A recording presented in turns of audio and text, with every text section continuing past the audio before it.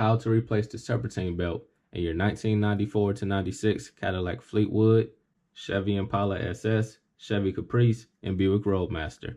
I am Stephen Wimberley, and this is Working with Wimberley. The belt removal is pretty simple on these cars. There's a lot of room to work. What you'll need is a 13mm socket with an extension and a breaker bar. You may also be able to use a ratchet. So put the socket on the tensioner, push it towards the driver's side of the car, and slide the belt off. It's that simple.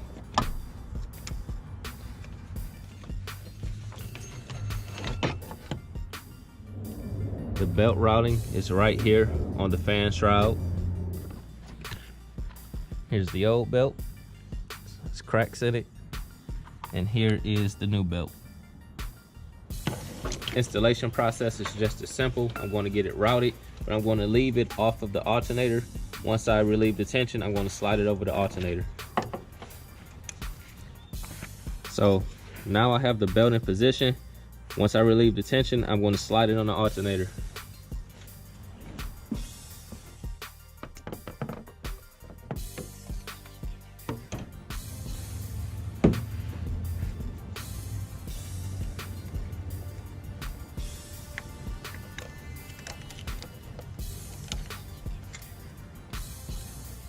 And this job is done.